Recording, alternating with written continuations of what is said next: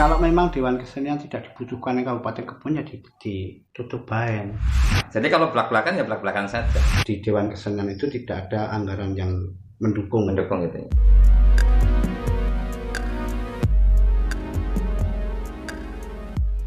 Assalamualaikum warahmatullahi wabarakatuh. Waalaikumsalam warahmatullahi wabarakatuh. Salam sejahtera untuk kita semua.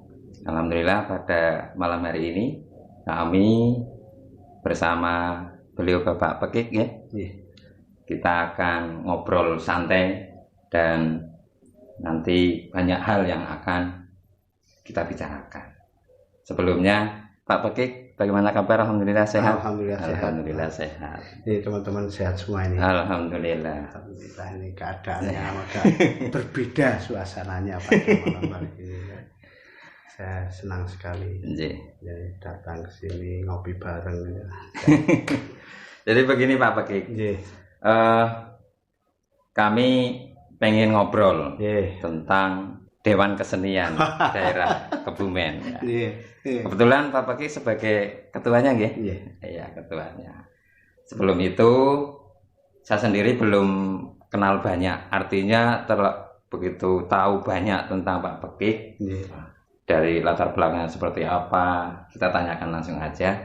Barangkali begini Pak Pekik, sebelumnya Pak Pekik bisa perkenalan terlebih dahulu dari awal posisinya di Dewan Kesenian mulai tahun berapa, kemudian sekarang tugasnya di mana. Itu perkenalan pribadi Pak. Kalau nama saya itu Pekik Sat Siswo Nirmolo. Pekik Sat Siswo Nirmolo. Ya. Pekik Sat Siswo Nirmolo. Barangkali ada ininya Pak, filosofinya ini. Ada. Ada. Awalnya begini, dari nama itu sendiri sebenarnya begini kan. Saya itu dulu di tahun 84-85 itu kegiatan saya di Radio Indrakila. Itu acara yang saya ikuti di Radio Indrakila itu melodi dan puisi. Melodi dan puisi tahun 84-85 itu sampai berakhir sekitar 87 ya. Masih AM ya Pak? Masih AM. Ya. Masih lokasinya ya jalan ke Indrakila itu. Oh iya. Nah itu setiap malam minggu. Setiap malam minggu itu acaranya adalah pembacaan puisi. Waktu itu saya dan teman-teman itu mengisi acara pembacaan puisi setiap malam minggu. Kemudian di kesempatan itu ketika saya ditanya teman-teman saya itu saya bingung ketika nama saya kan sebenarnya hanya Sat Siswo Nirmolo. Angel disebut. Iya. Saya aja tadi ya ribet. Sesuatu yang baru ini namanya. Sat Siswo Nirmolo itu ribet. Makanya ketika teman-teman nanya nama saya juga sempat bingung. Waktu itu teman-teman saya hampir semua namanya penulis puisi di Kebumen itu berawalan huruf depan P. Ada awalannya P. Panji Bulung. Mas Aris ya. Iya Mas Aris. Terus ada Pilar Susilo. Pilar Mas Susilo. Bambang Karangsari. Kemudian ada Pitra Suwita, Mas Pitra. Nah, saya tanya, ya jenis apa? Saya pikir kok nama saya mau pakai Sat Siswo Nirmolo kok ribet dan tidak menjual itu loh. Iya. Saya mikir nama sing apik itu Pekik.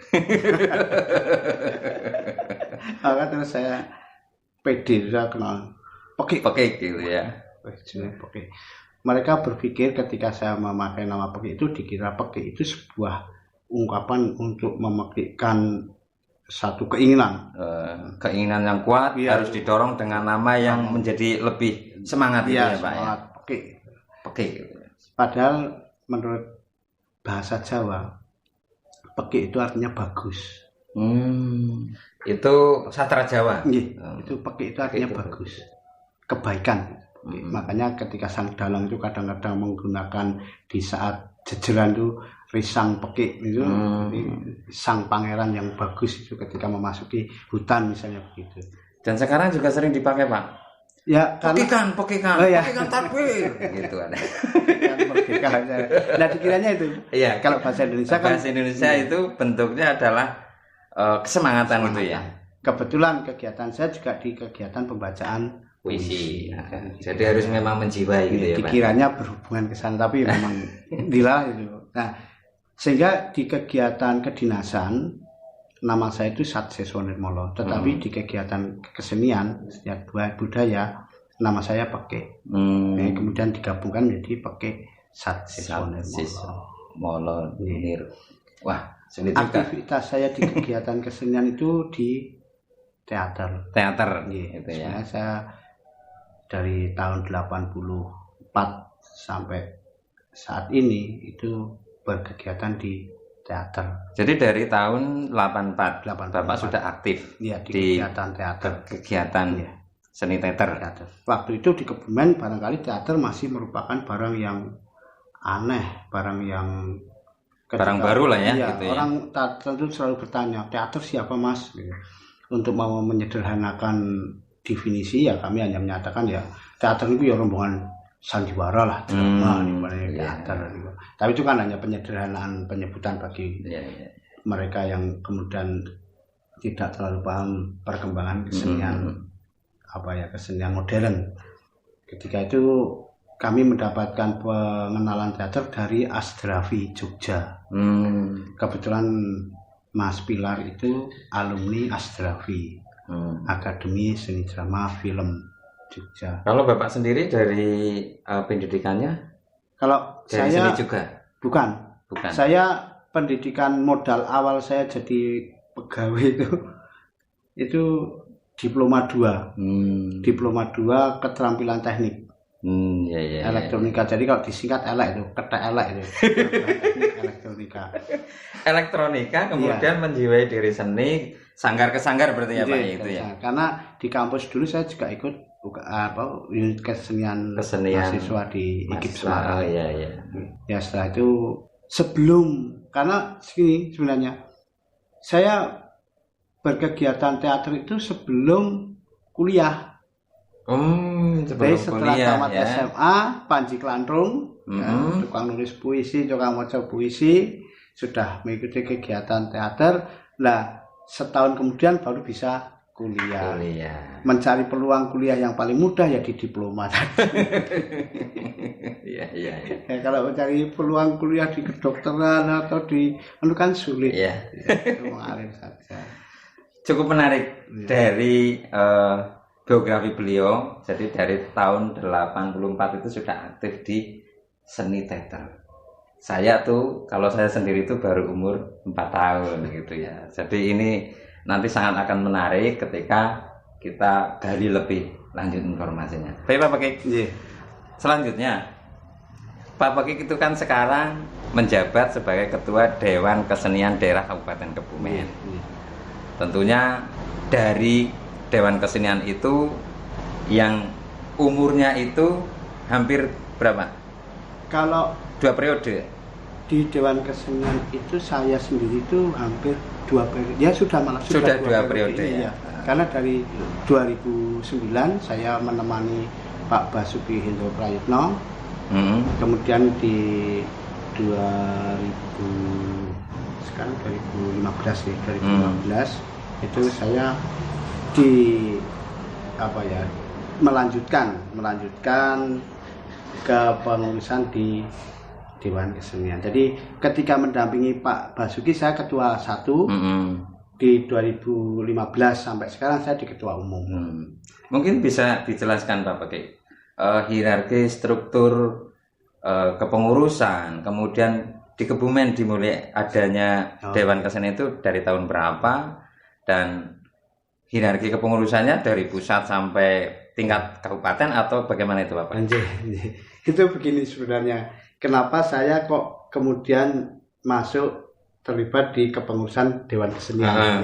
Itu Dewan Kesenian sendiri sebenarnya itu di Kabupaten Kebumen itu ada secara real itu ketika Bupati Ibu Rustiningsih tahun, berarti itu mundur ke sana sekitar, kalau 2009 kan baru kemarin itu sudah Pak Buyar apa ya? Berarti sebelum Pak Buyar berarti ya. Bu Rustiningsih. Ya Bu Rustiningsih itu dulu membentuk Dewan Kesenian itu sebagai amanat terhadap SK Mendagri. Jadi dapat Yogi S. Mehmet waktu itu. Yogi S. Mehmet itu Mendagrinya nomor 5 tahun 95 kayaknya. Kemudian di Kebumen ada, tetapi begini, keberadaan di Kebumen waktu itu barangkali karena hanya sekedar memenuhi amanat dari surat menteri tadi, itu kemudian ditunjuk beberapa orang yang menurut pengamatan barangkali karena memiliki perhatian terhadap kegiatan kesenian. Gitu ya. Nah, di tahun itu keberadaan Dewan Kesenian itu saya melihat tidak terlalu banyak memiliki aktivitas yang menonjol. Mereka hanya, tetapi meskipun demikian kalau saya lihat dari kronologi yang ada itu memiliki pendanaan yang malah justru pendanaan yang terprogram.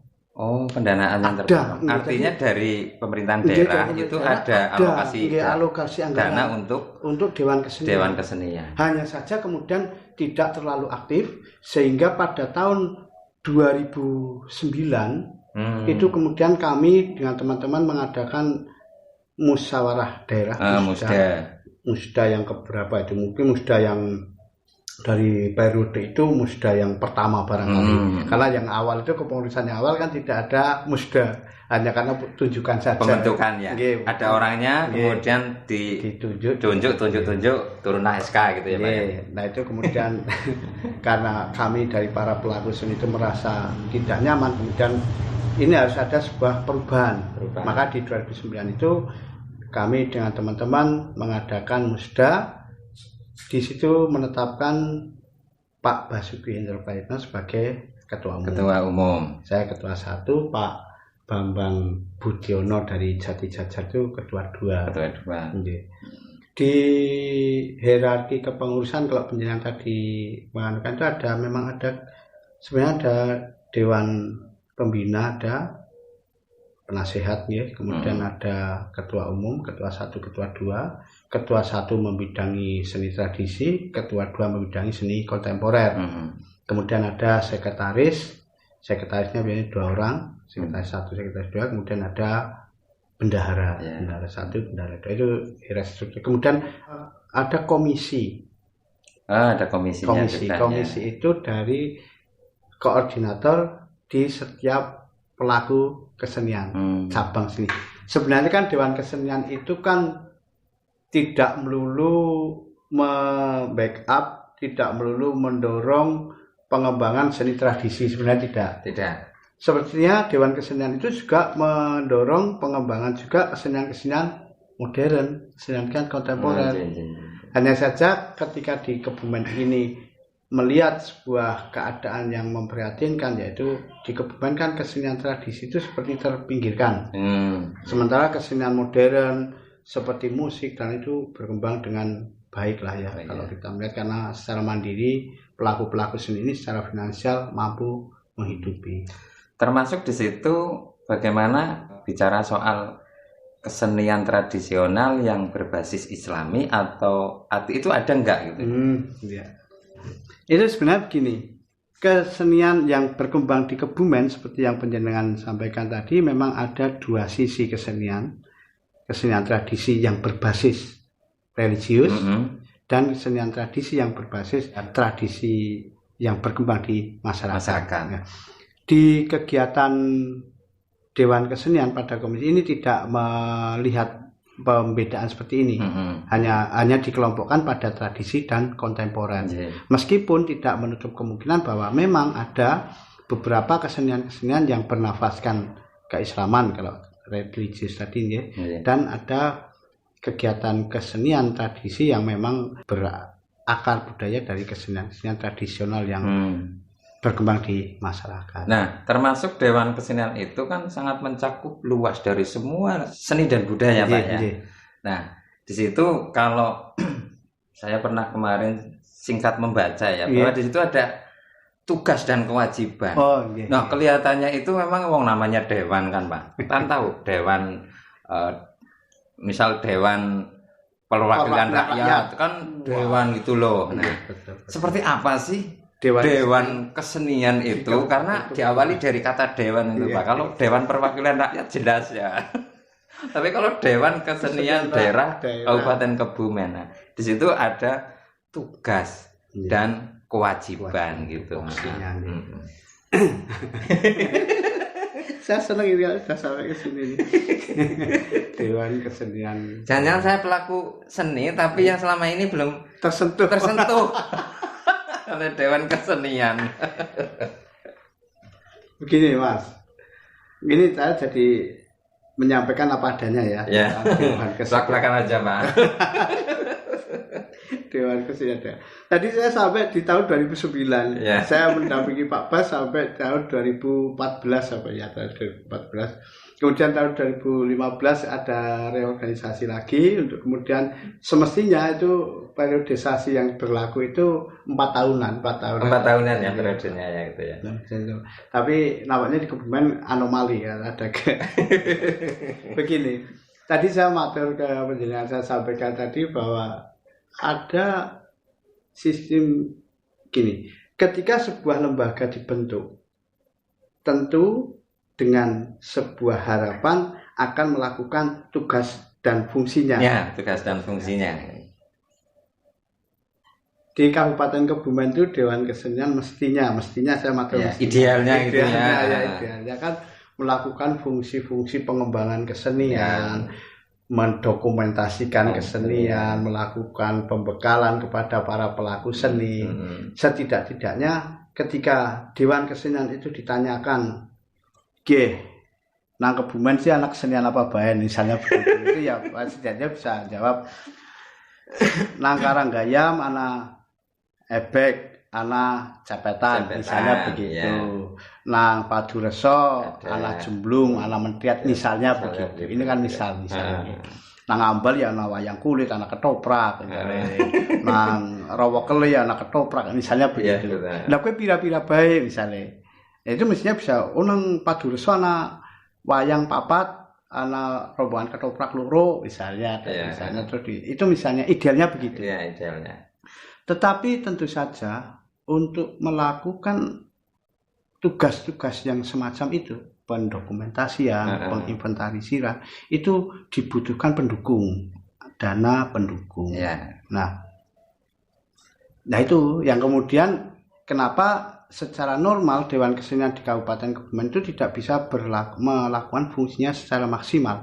Barangkali juga karena ketidaktahuan pengurusnya, terutama kalau saya merasa saya sendiri memiliki satu kelemahan tidak mengetahui sistem penganggaran di sebuah kabupaten. Sehingga saya tidak pernah tahu bahwa sebenarnya Dewan Kesenian itu untuk bisa mendapatkan anggaran itu harus seperti apa.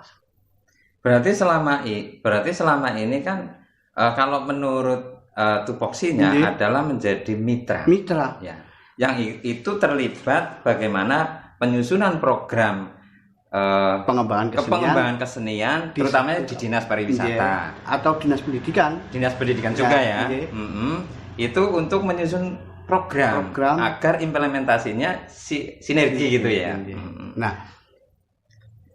kemarin terjadi sebuah perubahan yang kemudian juga ini barangkali ini juga bisa menjadi hal yang kalau Pemkab atau pemerintah daerah itu pasti akan wingi bagi kesenian mlebu nang pariwisata. Terus geser kesenian mlebu nang pendidikan. Dadi nggo gawe penganggaran bingung. Nah, bingung sedane ora sisan bae misalnya kayak gitu. Berarti selama ini nih mohon maaf Pak. Jadi kalau blak-blakan ya blak-blakan saja. Selama ini sudah dianggarkan belum Pak? Nah itu yang terjadi. Yang terjadi itu bahwa kalau saya menghitung tapi saya memang tidak terlalu tertib di administrasi. Jadi di tahun 2015 itu pernah mendapatkan subsidi anggaran dari Pemkab. Tetapi dari 2016 sampai sekarang itu ya 0 rupiah. Jadi makanya tadi saya matur mestinya secara ideal itu bisa melakukan tupoksinya dengan baik. Kendalanya di posisi operasional, pendanaan, logika tanpa logistik gitu ya. Gitu ya. Jadi kopinya disit. Ya ini kopi. Luar biasa. Ini kalau sudah bicara soal logika tanpa logistik berat, Pak Pekeng ya. Karena begini. Tadi penjenengan menyampaikan hal yang baik sekali ketika kemudian mestinya Dewan Kesenian itu menjadi mitra ya dari pemerintah daerah untuk menetapkan kebijakan-kebijakan yang berkaitan tentang pengembangan kesenian dan budaya. Memberikan rekomendasi kepada satu bentuk kesenian apa yang akan dipakai menjadi duta di Kebumen misalnya begitu. Menjadi referensi bagi pemerintah daerah untuk menanyakan pengembangan kesenian yang terjadi di satu kabupaten kan begitu. Jadi mestinya begitu. Tetapi selama ini belum. Mudah-mudahan besok ya Pak ya. Ya mudah-mudahan di kepengurusan, karena ini sebenarnya sudah kalau dihitung ini sudah demisioner ya. Karena 2020 ini selesai habis sudah. Tapi mudah-mudahan di pengurusan yang akan datang akan ada perubahan seperti itu. Jadi saya sampaikan ke penjenengan aja loh ya, jangan kemana-mana, saya hanya menyampaikan ke penjenengan bahwa dari tahun-tahun itu saya baru tahu kalau untuk bisa mendapatkan anggaran dari pemerintah daerah itu ternyata kita harus memiliki satu kesempatan untuk mengikuti misalnya musrenbang.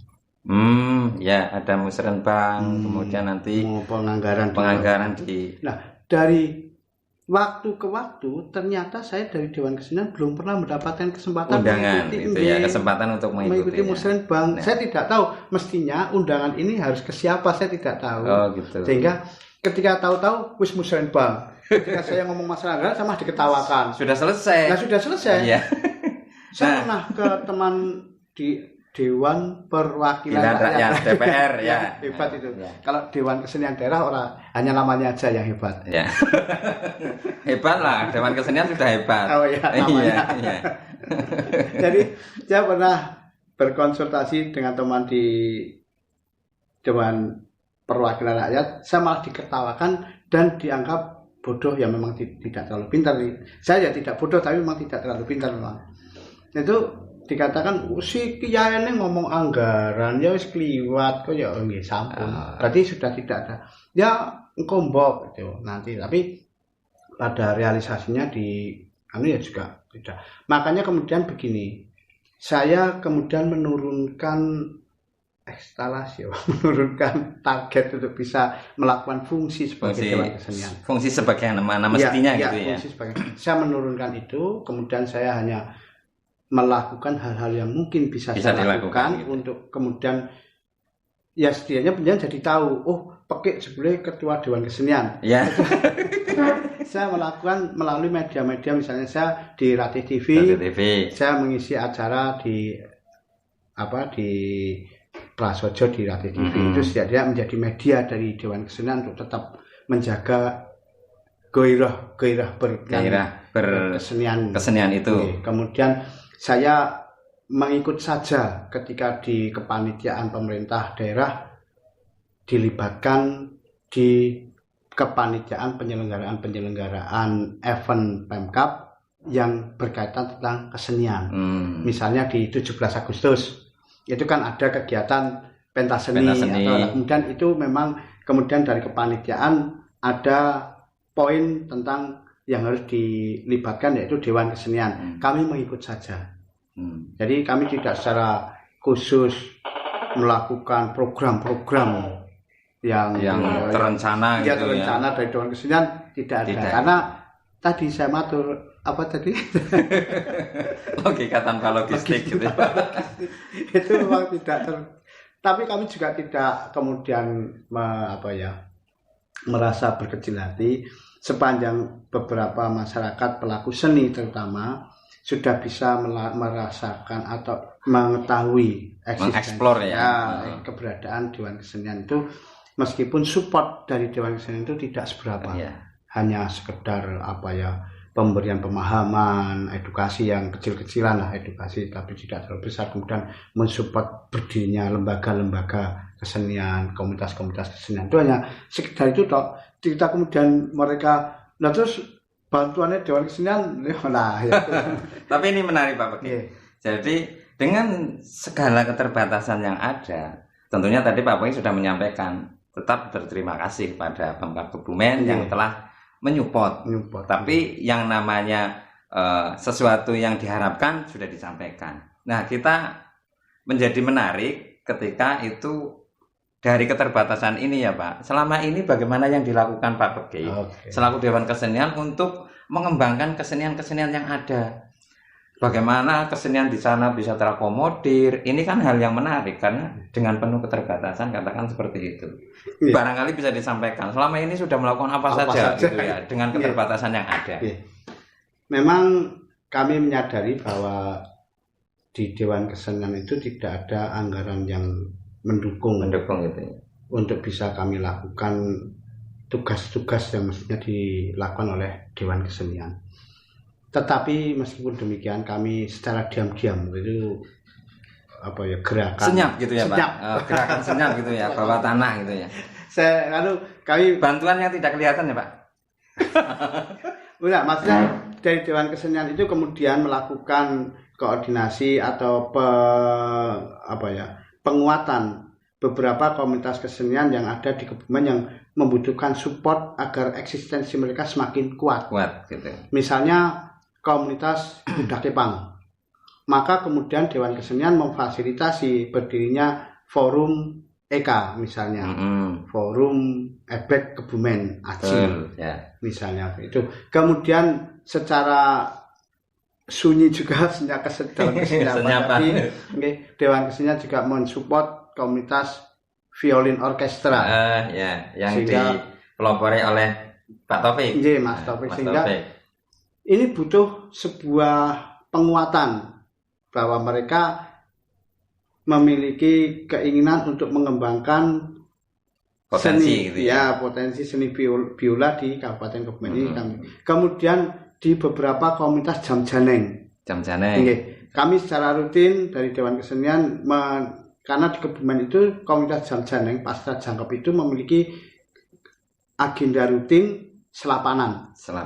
Dewan Kesenian meskipun hanya sekedar hadir itu mengupayakan setiap selapanan bisa untuk ikut datang. Biasanya di sana dimintai sembur wuwur yang tidak seberapa, karena kedatangan Dewan Kesenian membanggakan mereka. Kemudian di beberapa komunitas seni tradisi yang lain di kesenian yang ada di Kabupaten Kebumen yang bentuknya seni-seni tradisi. Kami secara pribadi biasanya karena tidak ada anggaran secara khusus, secara pribadi yang kalau dikatakan lah ya berjuang gawe tuku bensin ya itu tidak kemudian saya pokoknya jalan, yang penting ada undangan, insya Allah kalau kober dan waras beras saya dan itu yang beras ini mangkat masih beras itu kober karo waras. Kober karo waras saya mangkat insya Allah, bukan beras bubur gitu ya Pak. Bukan. Itu memang kemudian ini yang bisa saya lakukan. Nah, ada keinginan yang sampai hari ini belum terrealisasi, Mas. Apa itu Pak? Dari tahun 2009 kami itu mengalami kegelisahan. Barangkali surat-surat yang ditujukan ke Dewan Kesenian tidak sampai karena Dewan Kesenian tidak memiliki alamat yang jelas. Saya sudah mau tanya tadi. Kantornya di mana? Atau sekretariatnya di mana? Karena barangkali ya pemirsa itu mau teman-teman pelaku kesenian yang mau komunikasi, mau konsultasi atau mau ngobrol tentang seni budaya Kebumen itu bisa tahu alamatnya di mana. Sekretariatnya minimal gitu kan. Jadi selama ini belum ada sekretariatnya atau sudah ada yang bisa diakses informasinya. Jadi memang betul yang saya sampaikan bahwa dari 2009 sampai sekarang itu Dewan Kesenian belum kok. Belum. Saya tadi membatasi dulu. Setelah ini besok terus dapat Pak. Alhamdulillah kan ya. Alhamdulillah. Jadi belum pernah memiliki alamat sekretariat yang permanen. Jadi yang sekarang ada itu pada tahun 2000 2016 barangkali atau 2017, saya agak lupa itu, ketika teman-teman pelaku budaya melakukan pertemuan di Balai Blambangan itu, terlontar keinginan memiliki sekretariat. Waktu itu ada Pak Basuki Prayetno, ada Pak Bambang Budiono, dan kebetulan hadir juga Pak Ageng Susilo Handoko waktu itu. Nah, pada kesempatan itu disampaikan keinginan untuk bisa mendapatkan alamat sekretariat atau bisa mendapatkan sekretariat. Nah, kebetulan Pak Ageng memiliki rumah yang nganggur, rumah yang tidak dipakai di Kauman, di sebelah selatan Masjid Kauman itu. Nah, kemudian dipinjamkan untuk sekretariat. Tapi ini secara pribadi, Pak Ageng secara pribadi meminjamkan untuk digunakan sebagai sekretariat Dewan. Maka pada saat itu sampai sekarang tempat itu dipinjam menjadi sekretariat Dewan Kesenian, karena Dewan Kesenian itu sebenarnya tidak memerlukan ruang yang besar. Yang besar, maka kemudian tempat itu secara umum bisa dipakai untuk semua pelaku budaya. Maka rumah itu menjadi rumah budaya Bumi Bima Sakti. Ya, nama sekretariatnya itu Rumah Budaya Bumi Bima Sakti di Jalan Masjid Kauman gitu. Itu ya, sampai sekarang kami masih berharap suatu ketika pemerintah daerah memiliki lahan yang luas yang bisa dipakai untuk Dewan Kesenian sebagai sekretariat maupun sebagai, di Kebumen itu belum pernah memiliki gedung kesenian. Ya, barangkali kalau ada gedung kesenian bisa di-split satu sisi ruangan untuk sekretariat Dewan Kesenian. Satu ruang untuk namanya aula ya, aulanya untuk pagelaran lah atau apa, karena sebenarnya pembangunan manusia itu sebenarnya tidak hanya melulu pada pembangunan fisik. Ternyata pembangunan secara mental, spiritual juga perlu dibangun. Kesenian merupakan satu bagian dari pembangunan manusia secara utuhnya. Manusia seutuhnya, betul, karena akan jadi bangunnya secara fisik dan mental. Jadi ini harapan kami, bahwa kesenian itu barangkali hanya sekedar untuk refreshing. Tetapi kesenian itu adalah merupakan upaya dari sekelompok pelaku seni yang disebut dengan seniman untuk melakukan sebuah terapi psikologis dalam kejiwaan pada kondisi-kondisi yang tidak bisa dijangkau dengan terapi fisik. Jadi tidak hanya sekedar, ya sebenarnya semuanya penting. Fisik dan mental itu perlu ada keseimbangan pembangunan. Ya, tadi dijelaskan Pak, disampaikan bahwa manusia itu juga perlu dibangun yang namanya bukan dari fisik saja, tapi juga secara mental dan spiritual gitu ya. Betul. Nah, ini terkait dengan kondisi saat ini Pak. Ini kondisi saat ini itu sedang COVID-19, wabah corona ya. Tentunya itu sudah efeknya luar biasa. Efek baik secara mental, kemudian secara ekonomi. Nah, kira-kira dari Dewan Kesenian itu satu langkah atau himbauan kepada para seniman, kemudian pelaku seni. Ini apa itu? Kondisinya kan semua hampir Pak itu terdampak Pak. Iya, memang kalau pada kondisi yang sekarang terjadi, ini memang merupakan keadaan yang sangat memprihatinkan, khususnya bagi para pelaku seni-seni pertunjukan. Karena sekarang tidak ada yang namanya pertunjukan ya Pak ya. Pertunjukan jelas tidak diselenggarakan. Social distancing sama physical distancing. Makanya kita nggak dekat-dekat banget Pak. Kami masih kurang. Kami juga hanya begini Pak. Cepat tangan. Jadi kondisi yang sangat memprihatinkan ini tentu menimbulkan satu guncangan, Mas. Guncangan tidak hanya secara psikologis, tetapi juga guncangan secara ekonomi tadi. Beberapa hal yang kemudian menjadi kesadaran kita bahwa ternyata pada saat-saat sekarang ini yang namanya dunia informatika itu menjadi sangat penting. Sangat penting gitu ya.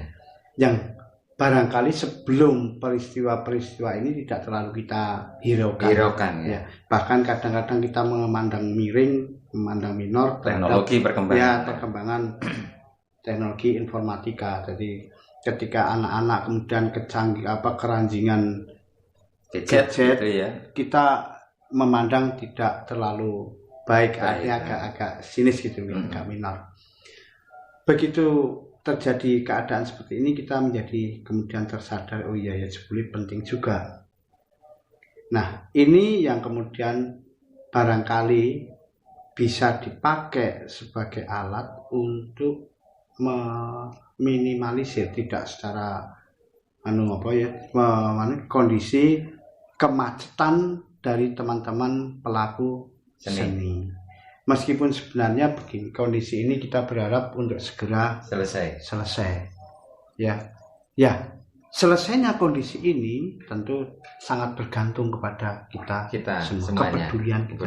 Nah, tadi ketika kemudian penjelasan apa yang bisa dilakukan oleh Dewan Kesenian terhadap mensikapi keadaan seperti ini. Ya.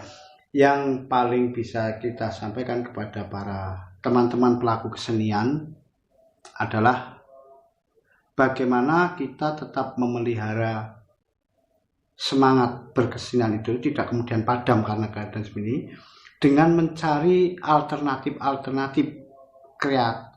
media kreasi atau tempat untuk berkreasi dengan tetap mempertimbangkan keselamatan.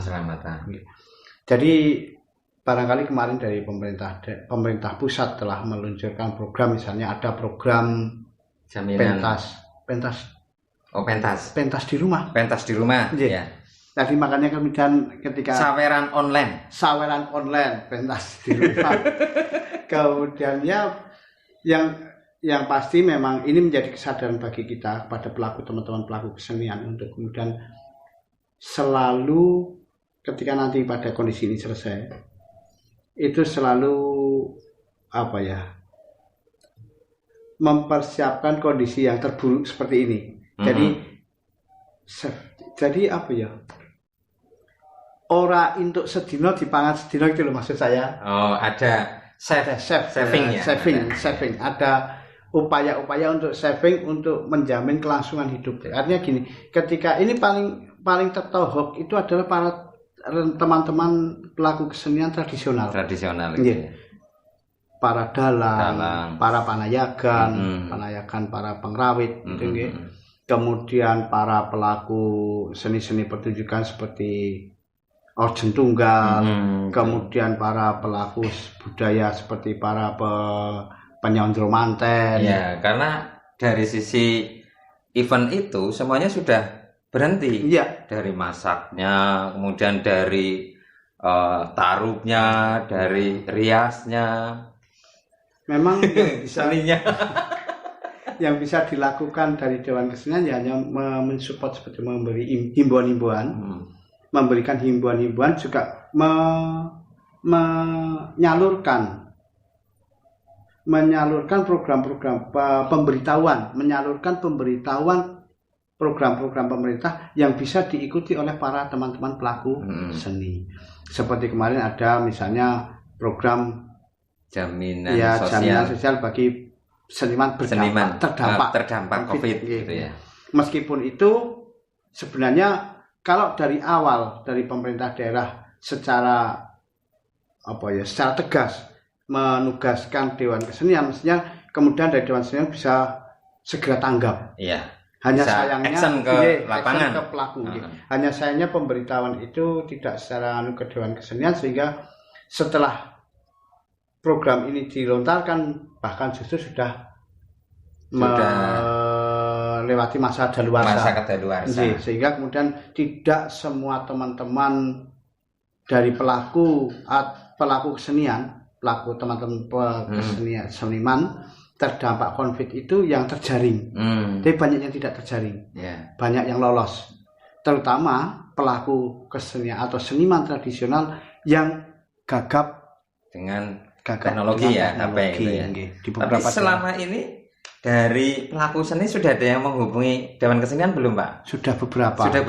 Jadi ya. Sejak kemudian himbauan itu sampai ke Dewan Kesenian, saya waktu itu mendapatkan WA dari Dinas Pendidikan untuk men-share ke teman-teman. Tapi itu sudah waktu sing limit, sudah limit ya, sudah di akhir gitu. Itu kemudian beberapa mengirim ke saya melalui WA juga. Tadi makanya saya katakan yang mengirim ke WA itu tentu saja yang komunikasi melalui WA-nya lancar. Nah, kalau mereka yang tidak memiliki kontak terhadap WA saya atau ke link-link grup-grup kesenian kurang bisa mengakses ya dari bisa mengakses itu kan yang diberikan oleh katakan pemerintah pusat maupun daerah melalui teknologi dari gadget itu ya.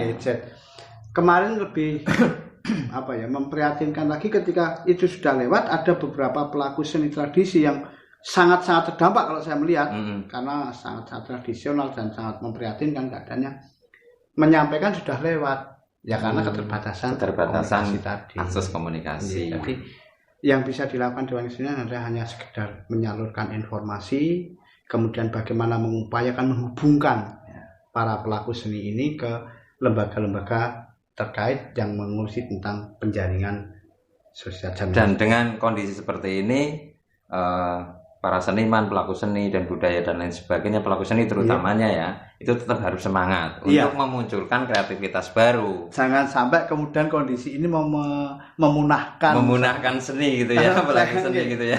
Kalau saya melihat di WA atau di YouTube yang ada itu kan beberapa teman-teman pelaku seni daerah kemudian munculkan kreasi-kreasi bagaimana menyemangati gitu. Ya, memang harus muncul ini. Jadi saya sangat berharap dari Joka TV ini. Jako TV. Saya berharap dari Jako TV ini, kemudian bisa meng-share, mempublish informasi-informasi yang menyemangati dari kondisi yang sekarang. Jadi harapan kami kepada Jako TV bahwa kondisi ini seperti ini, tetapi kita sebenarnya memiliki harapan yang masih sangat kuat. Secara tradisi budaya kita itu mendukung sekali antisipasi untuk penyebaran virus ini. Kemudian kondisi alam kita itu juga mendukung. Jadi sebenarnya kita tidak usah terlalu berkecil hati, tidak usah terlalu tetap semangat, tidak usah terlalu khawatir. Insya Allah bahwa kondisi seperti ini akan segera berakhir. Melihat kondisi seperti ini, Pak, jadi dari pelaku seni itu memang benar-benar stay at home, harus di rumah.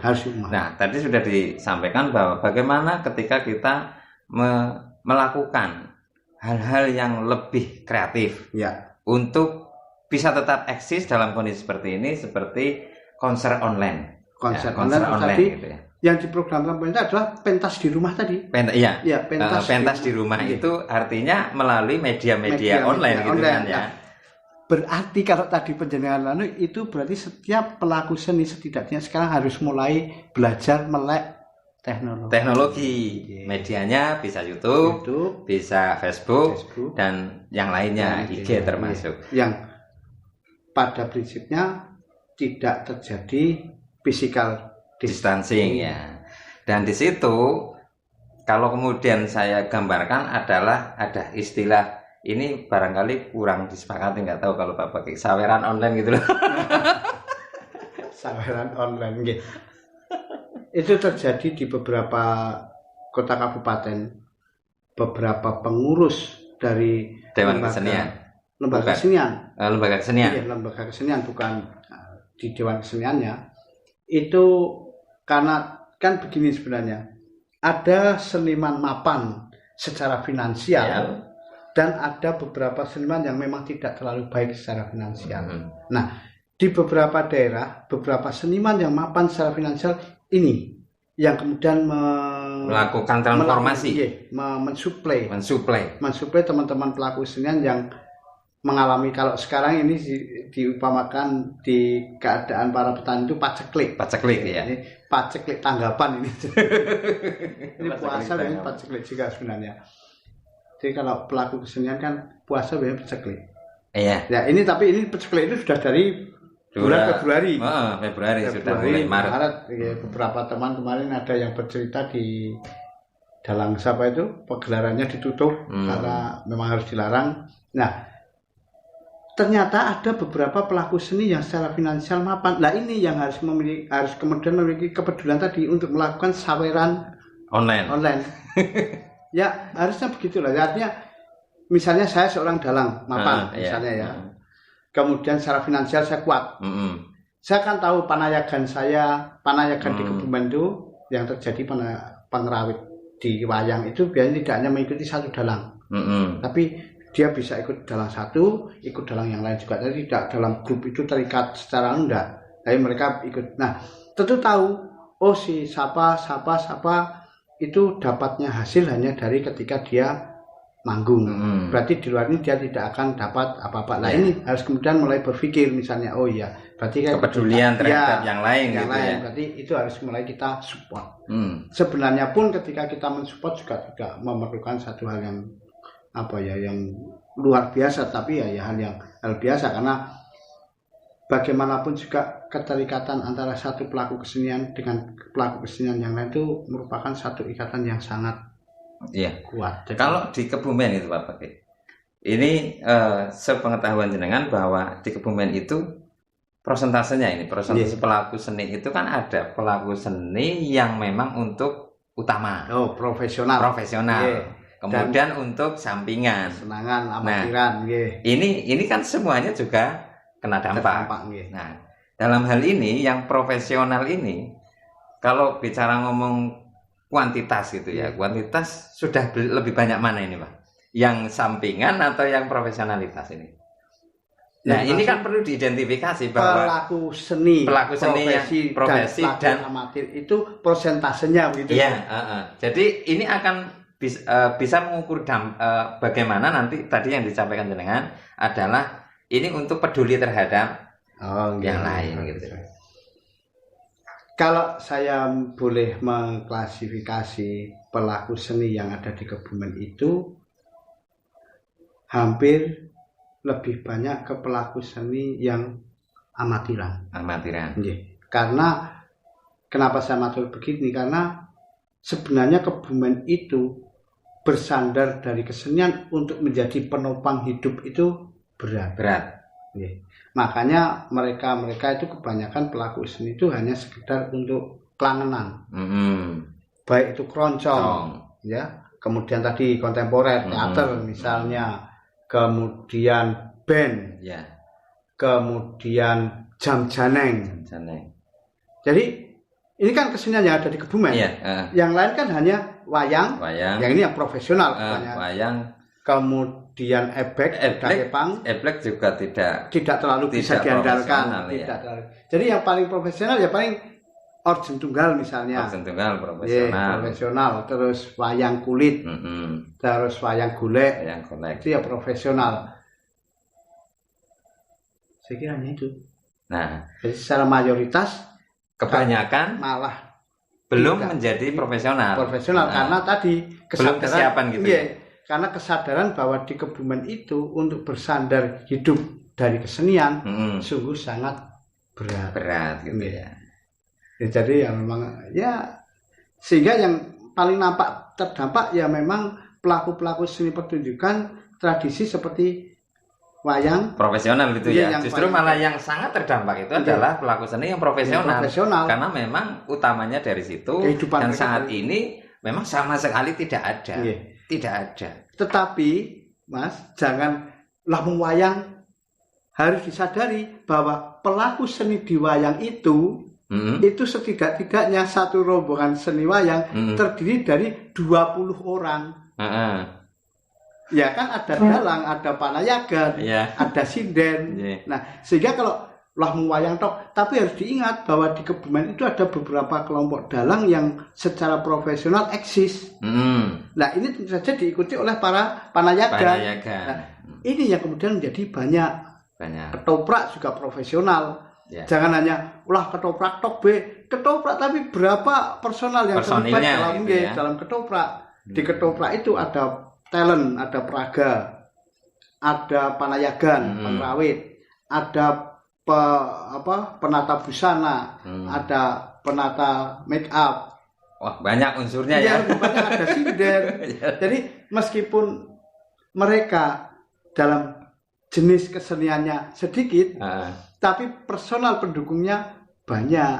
Di Kebumen hampir di beberapa tempat ada kelompok ketoprak. Kalau ketoprak itu profesional. Kenapa profesional? Karena tidak mungkin hanya amatiran main ketoprak karena kosnya tinggi. Jadi yang berdampak secara, kalau tadi penjelasan secara jenis kesenian mungkin dampak secara langsung dan ada yang kurang langsung. Contoh yang kalau yang pelaku seni sebagai sampingan sebagai itu masih ada cadangan yang lain ya. Dia tidak bersandar, tidak bersandar. Tapi kalau yang profesional itu benar-benar bersandar pada seni itu. Dari pertunjukan yang diselenggarakan, dari pokoknya honor dari situ, tidak dari situ ya. Kemudian kesenian yang lain memang lebih banyak yang kelangenan. Banyaknya kelangenan. Band, orkes, jam-jaman apalagi, ebek, cepetan itu juga lebih banyak ke. Ya misalkan ada transport juga tidak seberapa, tapi ya tadi saya matur tidak boleh juga mung ebek, jangan mung ebek, di ebek itu ada berapa personal yang terlibat. Ya, terus begini, di lapangan yang saya lihat bahwa pelaku seni dalam posisi sekarang ini katakan sangat berdampak pada COVID, tidak ada event dan tidak ada penghasilan sama sekali. Itu sebagai bentuk upaya itu mencari alternatif, Pak. Tapi hubungan dengan seninya itu kalau misal pelaku seni misal pertunjukan ini lagi nggak ada, ya sekarang eranya jualan, jualan. Itu seni jualan gitu ya, Pak. Nah, harapan dari jenengan menyikapi ini bagaimana? Apakah memang pelaku seni dalam hal ini konsisten dengan seni, tapi ditingkatkan profesionalitasnya, kemudian kreativitasnya di bidang seni, atau kemudian nggak apa-apa alih profesi gitu. ya itu bagus ya. Memang beberapa pelaku seni yang memang memiliki keterampilan lebih tidak terlalu bermasalah meskipun secara finansial mengalami penurunan penghasilan. Beberapa teman pelaku seni wayang itu karena ternyata memiliki kemampuan menggambar, kemampuan nyungging, itu mereka tidak masalah karena mereka tadi seperti penjelasan katakan, kemudian beralih profesi menjadi menerima pesanan souvenir atau wayang tadi.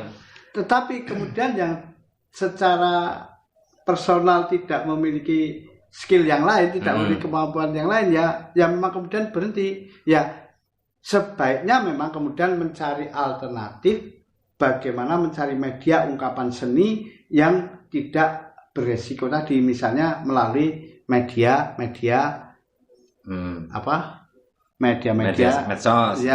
sosial, melalui media sosial. Tapi ini juga butuh pembekalan pengetahuan tentang itu. Jadi kalau tadi penjelasan awal pernah menyinggung tentang adanya transformasi. Transformasi memang harus ada satu gerakan transformasi teknologi untuk para pelaku seni. Khususnya para pelaku seni tradisi. Biar mereka paham.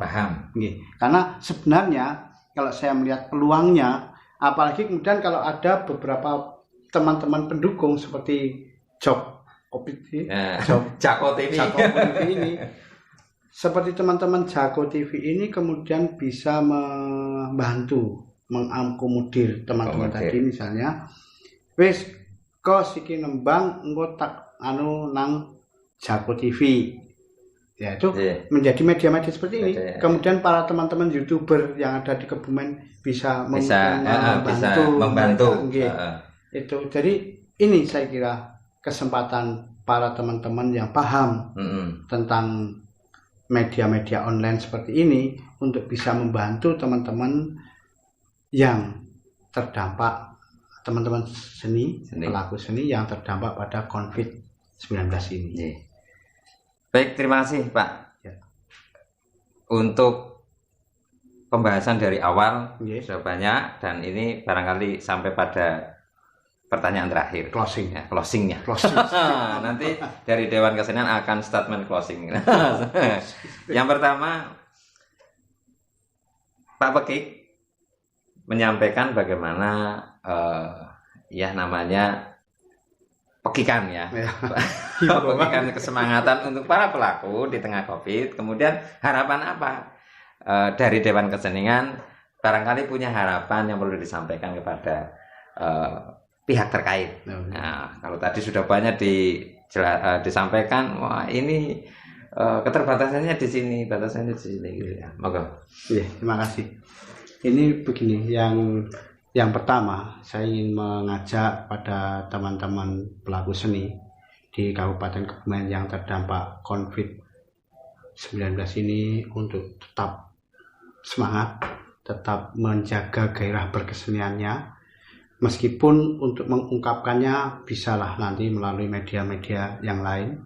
Kemudian kita tetap berharap bahwa kondisi ini akan segera berakhir. Tentu saja kita ikuti anjuran pemerintah untuk selalu melakukan protokol-protokol yang berkaitan tentang pencegahan COVID-19 ini. Ya, tetap dilakukan itu, karena hanya dengan begitu kita bisa membantu mempercepat proses hilangnya atau berakhirnya wabah ini. Hanya dengan begitu.